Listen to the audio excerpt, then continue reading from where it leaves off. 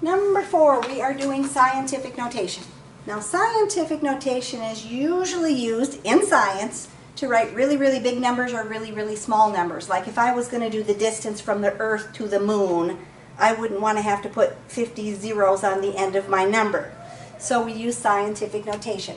This number right here is written in scientific notation. This part in the front has to be a value between 1 and 10, or -1 and -10 if we're doing negatives. Then it's multiplied by a power of 10. If I'm multiplying by 10 to the 5th, all I end up doing is moving my decimal 5 places to the right, because our number system is in powers of 10, right?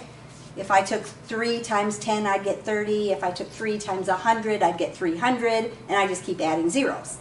So in this case, if I'm going to write this in standard notation, I'm going to move my decimal 5 places. So I have 6.693. I would go 1, 2, 3, 4, 5 places over.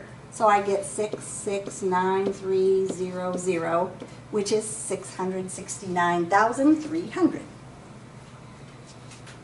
Now, if you're going to do scientific notation on your calculator, we won't do a whole lot on here, but maybe you take science class or you do a different math class. To put this in your calculator, you would put in parentheses 6.693 times 10 caret 5. Since I'm not doing any operations with it, I really wouldn't have to have the parentheses just on that. But if I was multiplying or dividing or adding, I'd want the parentheses around it. So you do want the parentheses? So, if you punch this into your calculator and hit equals. With the parentheses around it. Yeah, here it won't matter, but it doesn't hurt. It doesn't hurt to put the parentheses. We're not doing any adding, subtracting, multiplying, or dividing, so we really wouldn't have to have them on that.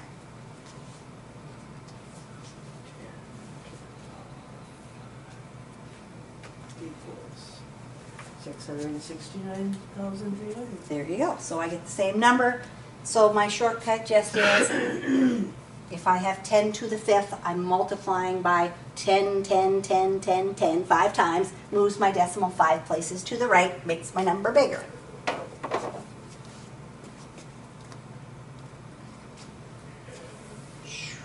So now, on the next two, they're in standard form. They want you to put that number in scientific notation. So if I'm going to put my number in scientific notation, because I always want my first number to be a number between 1 and 10, I'm going to put my decimal behind the first digit. So I would have 2.860. Why? Right? 2.86 is between 1 and 10, right? So it always ends up going behind that first digit. Now I can shorten this up because I really don't need the extra zeros on the end. So I'm going to get rid of the 0 and just use 2.86. Now I'm going to say, okay, what power of 10 do I have to multiply it by to get it back to it where it originally was? Well, if I put it back here behind the 2, I have to go 1, 2, 3 places to the right. So I would say times 10 to the 3rd power. So 2.86 times 10 to the 3rd is the same thing as 2,860. Okay, now how did you figure out where to put that decimal? It always goes behind that first digit because it has to be a number between 1 and 10. If I don't move it far enough and I use 28.6, I don't have a number between 1 and 10. Okay. If I move it too far and put 0.2, I don't have a number between 1 and 10. Okay. So it's always behind that first digit. So on number 6, where should I put my decimal?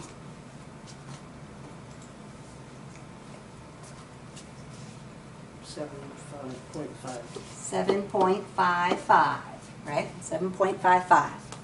I only get to drop off the extra zeros, but this one didn't have any extra zeros. So I'm going to have 7.55 times 10 to the squared to the 2nd power, because I just have to move it 2 places over to get it back to where it originally was.